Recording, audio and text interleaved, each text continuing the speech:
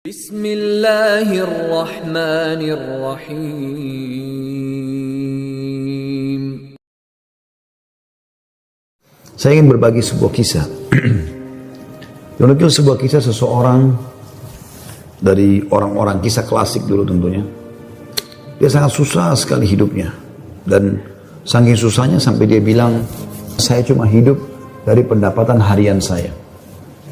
Dia bilang satu waktu, saya keluar, ingin mencari rezeki. Pada hari itu betul-betul tidak ada sumber rezeki.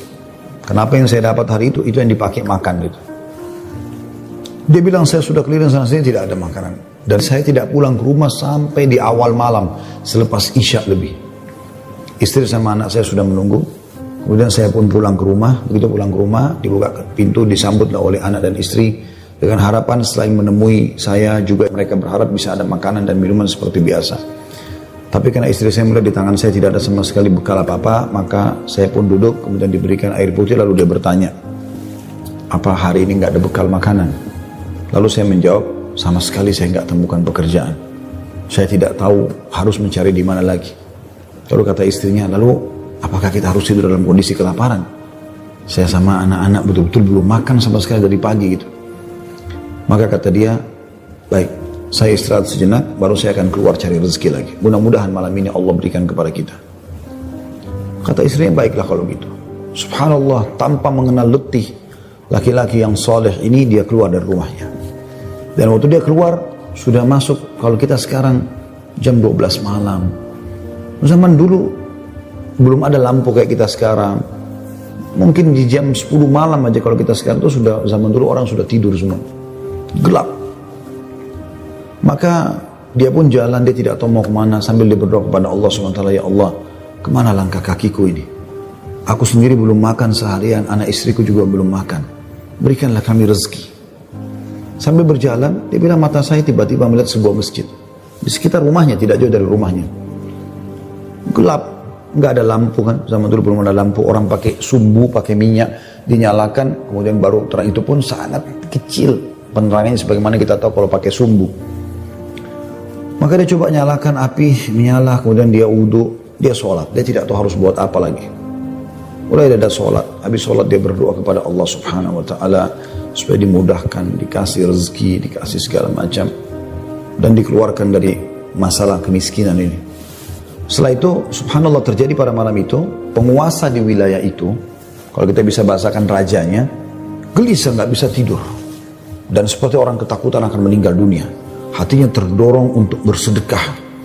Maka dia mengambil beberapa kantong isinya emas. Ya. Lalu dibawa sama dia.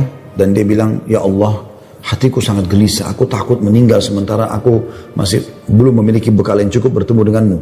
Maka izinkanlah hambamu ini bersedekah di jalanmu. Dia bawa berapa banyak karung yang dia bisa bawa. Karung-karung kecil, bungkusan emas semuanya. Dia naik kuda dan dia mengatakan, ya Allah, aku minta petunjuk kepadamu. Aku tidak akan memegang tali kekangan kudaku ini. Aku biarkan jalan. Raja tidak minta dikawal oleh siapapun. Tergerak hatinya begitu. Subhanallah, dia jalan. Jalan. Subhanallah, ya, Maha Suci Allah, kisah nyata ini menjelaskan. Kudanya berhenti di masjid yang ada orang soleh tadi yang susah itu. Dia juga heran. Kudanya masuk di halaman masjid. Diam di situ. Dia turun. Apa ini rahasianya? Kenapa Allah datangkan ke masjid ini? Dia bilang, saya masuk ke masjid, gelap. Cuma ada satu saja sumbu lampu, ya, sumbu lilin. Kemudian saya mendengar suara, ya, orang yang berbicara. Saya coba mendekati suara itu, ternyata orang yang sedang berdoa. Nah, tadi orang yang miskin itu berdoa. Ya Allah, mudahkanlah rezeki. Saya sudah seharian tidak makan sama anak istri saya. Berikan kami rezeki. Saya tidak tahu harus kemana lagi. Saya mohon kepadamu. Dia merengek-rengek sama Allah. Raja ini dengar. Maka raja itu menegur si orang tadi. Setelah salam, dijawab salam, dia mengatakan, saya dengar tadi keluhanmu kepada Allah Subhanahu Wa Taala. Saya kebetulan bawa beberapa kantong uang emas. Saya akan berikan kepada kamu sebagai sedekah. Dan ketahuilah, saya raja di wilayah ini. Saya tadi gelisah, ingin sekali keluar dan bersedekah, dan Allah tunjukkan saya ke masjid ini. Mungkin kaulah yang Allah maksudkan. Lalu saya akan berikan kepada kamu uang ini sebagai sedekah di jalan Allah Subhanahu Wa Taala antara kita berdua, dan yang ketiganya Allah. Dan saya berharap apapun yang kau butuhkan, datanglah ke istanaku setiap saat. Saya yakin Allah yang menggerakkan saya bertemu dengan kamu. Subhanallah, orang miskin ini luar biasa kalau punya keimanan. Apa yang dia bilang? Wahai Tuhan, kalau seandainya saya pun masih punya kebutuhan selain apa yang Anda akan berikan kepada saya ini, maka saya tidak akan datang minta kepada Anda. Tapi saya akan minta kepada Allah yang telah mengirim Anda datang kepada saya. Closing kisah ini coba diambil pelajaran baik-baik. Semua orang diuji. Ini cobaan. Lalu bagaimana cara kita melewati cobaan, teman-teman sekalian? Allah mengatakan dalam Al-Quran, "Qul la yusibana illa ma kataballahu lana." Katakanlah, kami tidak akan ditimpa kecuali dengan apa yang sudah Allah catatkan buat kami. Memang Allah takdirkan ada di detik ini, di waktu ini sedang ada cobaan seperti itu. Tetapi ini harus dikemas dengan ayat yang lain, yaitu inna ma'al usri yusra, ya.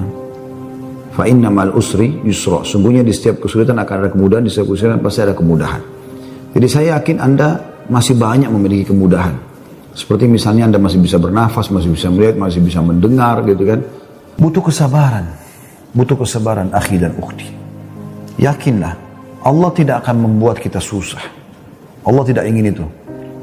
Selanjutnya juga saya sarankan sunnah Nabi SAW. Kalau kita sedang diberikan cobaan, lihat orang yang lebih susah.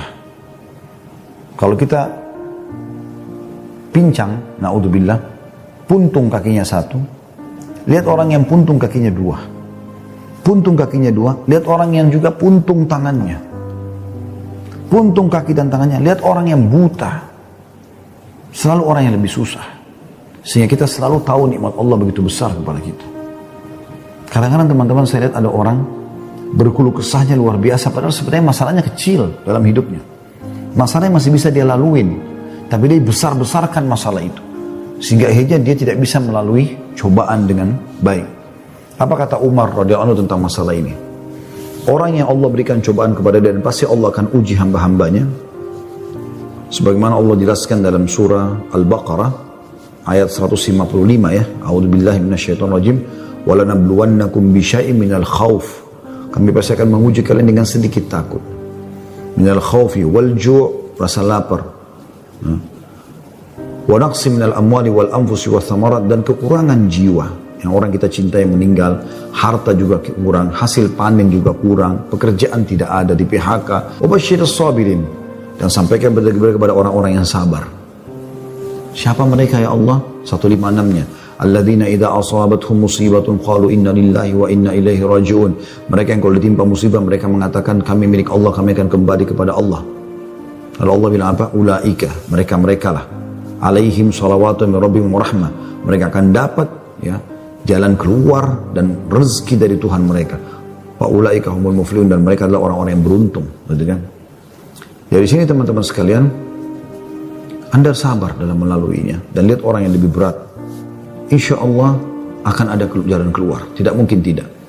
Yang penting teman-teman, di saat kita lagi genting, terus bergerak, terus berusaha, terus ikhtiar, terus berdoa kepada Allah SWT. Saling dukung-menukung, jangan saling menyalahkan. Semoga Allah SWT memberikan kita semua jalan keluar yang terbaik. Ya.